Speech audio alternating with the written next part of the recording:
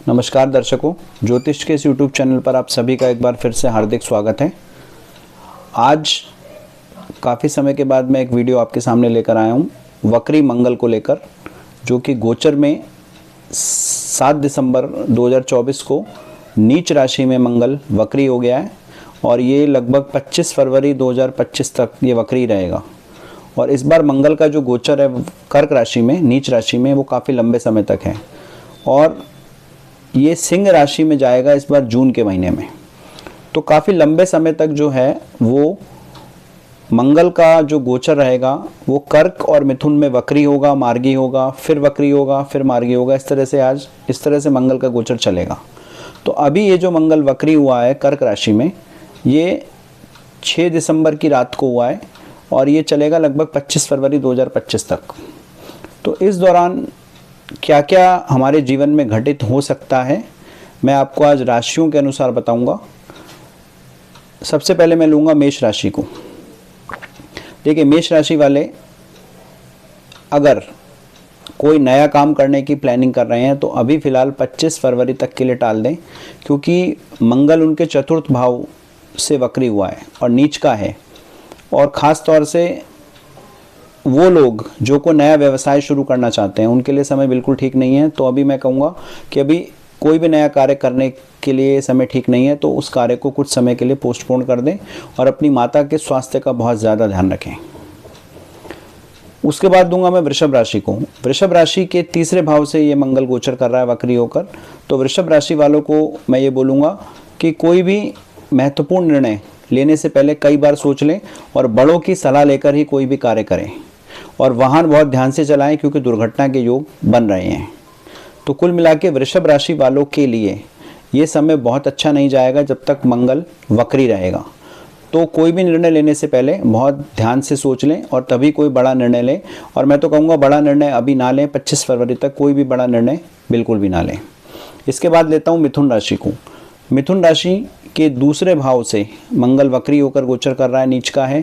तो दुर्घटनाओं के योग बहुत ज़्यादा दिख रहे हैं। बहुत ध्यान से गाड़ी चलाएं, स्कूटर चलाएं। अगर कहीं ट्रैवलिंग पे जा रहे हैं तो ध्यान से जाएं और अननेसेसरी अगर आप कोई ट्रैवलिंग करना चाह रहे हैं तो कुछ समय के लिए उसे टाल दें अगर संभव है तो।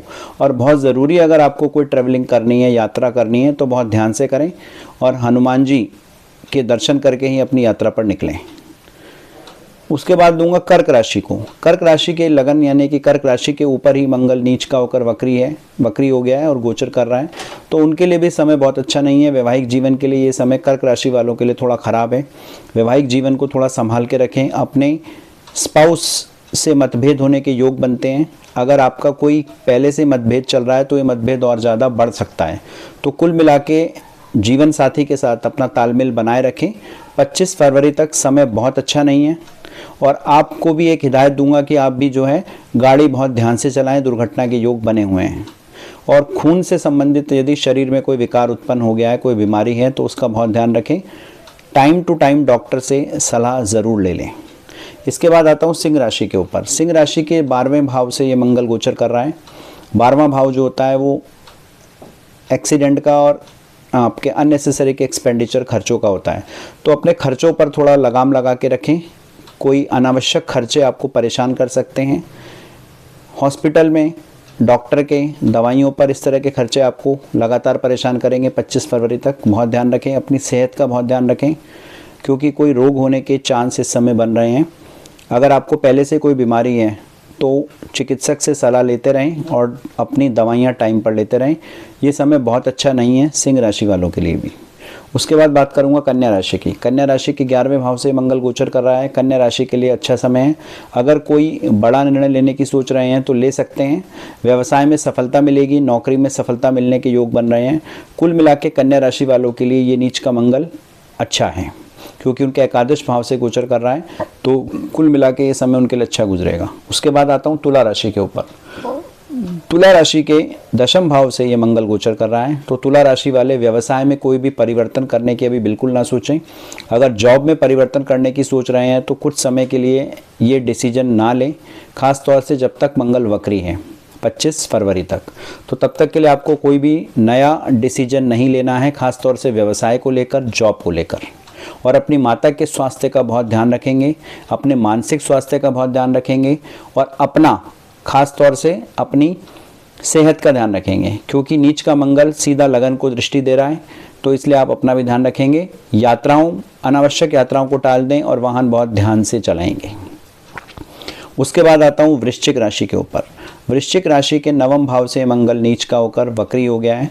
तो कुल मिलाकर भाग्य का बहुत ज़्यादा साथ अभी मिलता दिखाई नहीं दे रहा है जब तक ये वक्री रहेगा।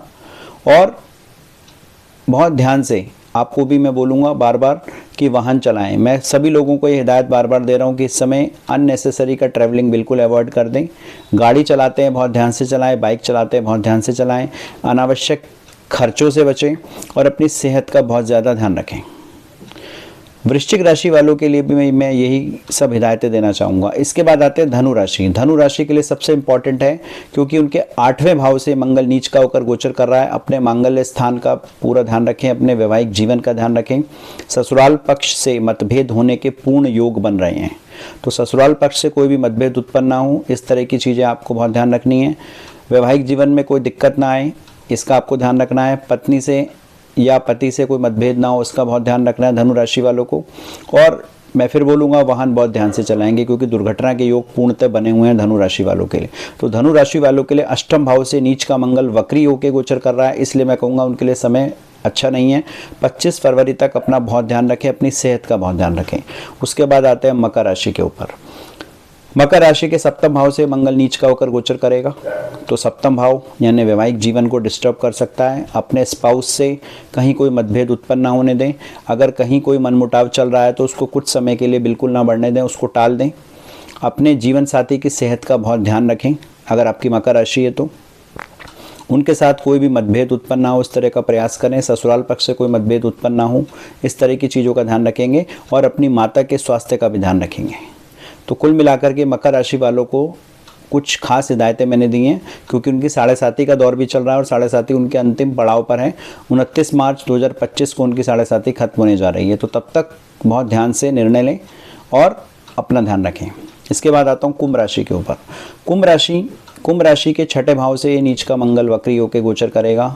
तो रोग शत्रुओं से बहुत ध्यान से अपना ध्यान रखें, रोगों का ध्यान रखें, शत्रुओं से बचकर रहें। कुछ ऐसे शत्रु जो आपको दिखाई नहीं देंगे लेकिन आपके विरोध में होंगे, उनका ध्यान रखें। अगर आप ऑफिस में आपको लगता है कि कुछ ऐसे हैं लोग जो आपको परेशान कर रहे हैं तो आपको ध्यान रखने की आवश्यकता है। इस समय ये समय आपके लिए बहुत फेवरेबल नहीं है कुंभ राशि वालों के लिए, क्योंकि 6ठे भाव से मंगल नीच का होकर गोचर कर रहा है और ये सीधा आपके 12वें घर को देख रहा है और आपके 9th हाउस को देख रहा है और साथ में लगन को भी दृष्टि दे रहा है।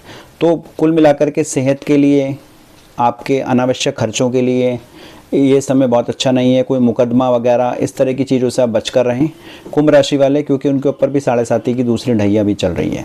तो कुल मिलाकर ना मंगल का सपोर्ट मिलेगा ना शनि का सपोर्ट मिलेगा बहुत ज़्यादा। इसके बाद आता हूँ लास्ट मीन राशि के ऊपर। मीन राशि के 5वें भाव से ये गोचर जा रहा है, तो पेट संबंधित बीमारियों का मीन राशि वाले बहुत ध्यान रखेंगे।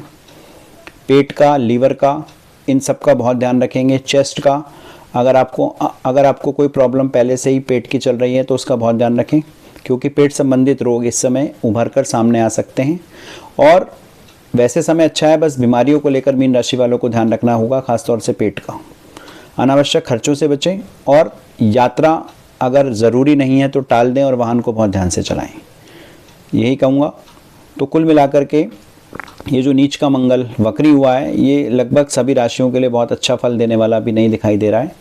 हाँ, अगर आपकी कुंडली में बहुत अच्छे योग बने हुए हैं, पर्सनल कुंडली की बात कर रहा हूँ, और आपकी दशा बहुत अच्छी चल रही है तो बात अलग है। नहीं तो गोचर का फल जो होता है वो लगभग 30 से 35% होता है, वो आपके ऊपर अप्लाई होगा जो मैंने आपको बताया है। इसके अलावा अगर आप मुझसे कोई सलाह लेना चाहते हैं व्यक्तिगत जीवन को लेकर, अगर आपको कोई परेशानी चल रही है तो आप मुझसे बात कर सकते हैं। व्हाट्सएप नंबर जो मेरा आपको फ्लैश हो रहा है, इसके ऊपर आप मुझे व्हाट्सएप पर अपना मैसेज भेज सकते हैं, अपनी डेट ऑफ बर्थ, अपना टाइम ऑफ बर्थ, अपना प्लेस ऑफ बर्थ, ये डिटेल्स डाल के आप अपना सवाल मुझसे पूछ सकते हैं। व्हाट्सएप पर ही मैसेज करें, उसके बाद का प्रोसीजर मैं आपको शेयर करूँगा। नॉमिनल चार्जेस के ऊपर मैं आपकी समस्या का समाधान देने की कोशिश करूँगा। वीडियो अच्छा लगा हो तो आप इसको शेयर कर दीजिए, लाइक कर दीजिए, कुछ और लोगों को इसको शेयर कर सकते हैं और चैनल को सब्सक्राइब कर दीजिए। अगर आप चैनल पर नए हैं तो वीडियो को सब्सक्राइब करना ना भूलें और इस वीडियो को आगे शेयर कर दें, जिससे और भी लोगों का काम बन जाए, उनका भी भला हो। अगली वीडियो जल्दी लेकर इस बार आऊँगा, तब तक के लिए दीजिए अनुमति। नमस्कार।